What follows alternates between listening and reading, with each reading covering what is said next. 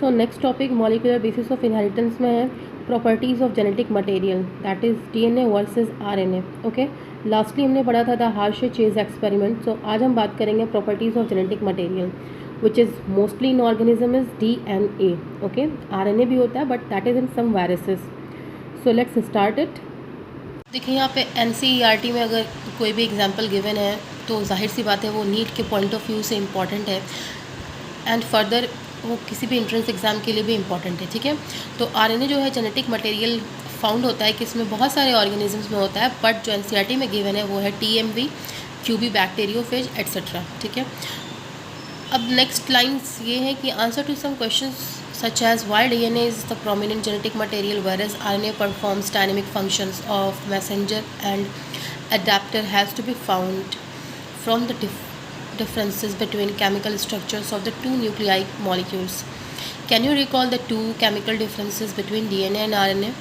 Okay, so ये सब मैंने एक शॉर्ट वीडियो में बना करके ऐड ऑन कर दिया है, you can watch that there. Okay, so next हम क्या बात करेंगे कि a molecule that can act as genetic material must fulfil the following criteria. So ये यहाँ पे एनसीईआरटी में ये कह रहा है कि एक मॉलिक्यूल जिसे जेनेटिक मटेरियल की तरह वर्क करना चाहिए उसके पास ये 4 पॉइंट्स मस्ट होने चाहिए। वो ये 4 जो है क्राइटेरिया है इसके पास मोस्टली क्या मस्ट होने ही चाहिए। ठीक है, तो सबसे पहला ये है कि वो एबल होना चाहिए कि वो जनरेट कर सके अपनी रेप्लिका, मीन्स वो अपनी सेम टू सेम कॉपी बना सके। ठीक है, लाइक डीएनए रेप्लिकेशन जो हमने सेंट्रल डोगमा में पढ़ा है पीछे। ठीक है, सेकंड है क्या, it should chemically and structurally be stable. ठीक है, इसे स्टेबल होना चाहिए। क्या लगता है आपको, डीएनए और आरएनए दोनों में से कौन ज़्यादा स्टेबल है?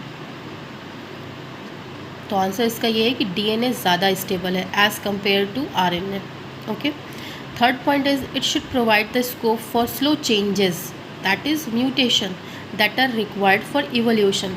देखिए, म्यूटेशन मीन्स ये होता है कोई सडन चेंज आ जाए जेनेटिक कोडॉन्स में। ठीक है, जिसकी वजह से मान लीजिए एक एग्जांपल दे रही हूँ मैं कि AUG की जगह ACC बनने लगे। ओके, तो यहाँ पे क्या बोल रहा है कि उसके अंदर जो है एक प्रॉपर्टी ये भी होनी चाहिए कि वो स्लोली चेंज हो सके, म्यूटेशन उसमें हो सके ताकि इवोल्यूशन में वो उसको हेल्प कर सके। ठीक है, हमें पहले भी पता है कि हम लोग सीधे कि हम लोग इंसान तो बने नहीं हैं।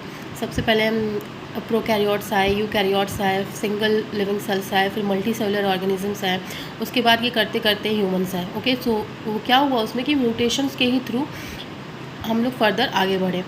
फोर्थ पॉइंट है it should be able to express itself in the form of Mendelian characters. ठीक है, तो वो मॉलिक्यूल जो है जो कि जेनेटिक मटेरियल की तरह वर्क करता हो उसे उसके अंदर इतनी एबिलिटी भी हो कि वो अपने आप को मेंडेलियन कैरेक्टर की तरह एक्सप्रेस कर सके।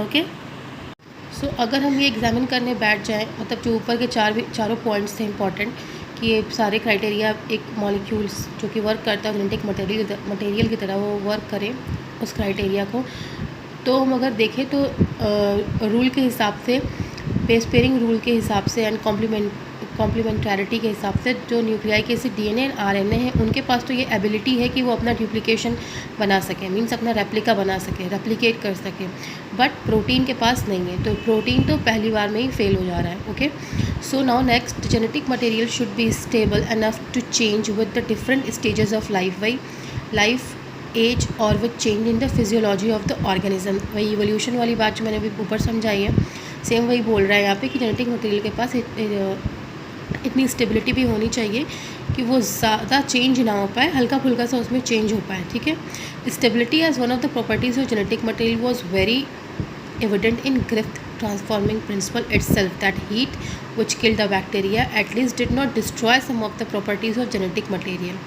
ठीक है, ग्रिफ्थ एक्सपेरिमेंट में हमने जब देखा कि हमने एस स्ट्रेन को हीट करके आर के साथ कंबाइन किया था तो एस की ही वजह से वो वर्क किया था ना, कि उसमें ट्रांसफॉर्मेशन हुआ था। तो वही यहाँ बात कर रहा है कि जेनेटिक मटेरियल में इतना तो प्रॉपर्टी होनी चाहिए कि अगर उसको हम किल भी कर रहे हैं तो उसकी पूरी प्रॉपर्टी ख़त्म नहीं हो जाए। This now can easily be explained in the light of the DNA that the two strands being complementary if separated by heating come together when appropriate conditions are provided. Okay, further 2' OH group present in at every nucleotide in RNA as a reactive group and makes RNA labile and easily degradable। ठीक है, 2' RNA में 2' पे present होता है एक OH group जो कि काफ़ी इसे रिएक्टिव बनाता है और लेबाइल बनाता है, जिसकी वजह से ये ईजिली डिग्रेड हो जाता है। RNA is also now known to be catalytic hence reactive. अब न्यू रिसर्च हुई तो उसमें भी पता चला कि RNA के पास एक कैटालिटिक प्रॉपर्टी भी है, सो ये काफ़ी रिएक्टिव है, ठीक है। Therefore DNA chemically is less reactive and structurally more stable when compare to RNA।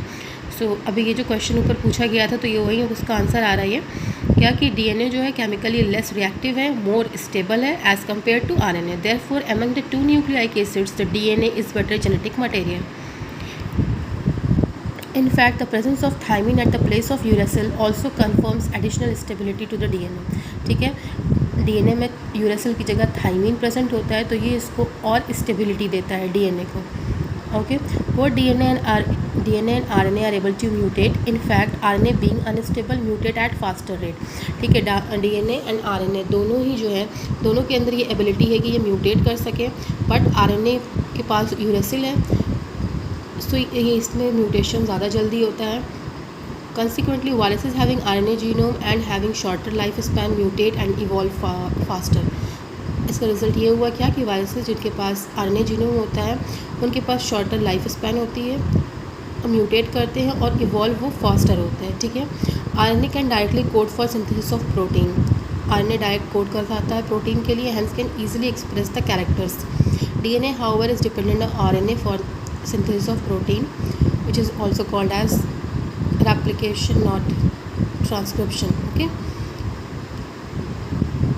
no actually translation। DNA से RNA बना, RNA से प्रोटीन। ओके हाँ, तो DNA से DNA का बनना रेप्लिकेशन, DNA से RNA का बनना कहलाता है ट्रांसक्रिप्शन एंड RNA से प्रोटीन का बनना translation. Okay, the protein synthesising machinery has evolved around RNA। The above discussion indicate that both RNA and DNA can function as genetic material, but DNA being more stable is preferred for storage of genetic information. For the transmission of genetic information, RNA is better। ठीक है, तो stability की वजह से DNA जो है वो ज़्यादा स्टोर कर पाता है अपने पास जेनेटिक इन्फॉर्मेशन, और for the transmission of genetic information RNA is better. Okay, I hope आपको आज ये सारी चीज़ें समझ में आई हुई हों। अगर आपको इसमें से कुछ समझ नहीं आता है तो you can do comment. Please like, share and subscribe biology concept.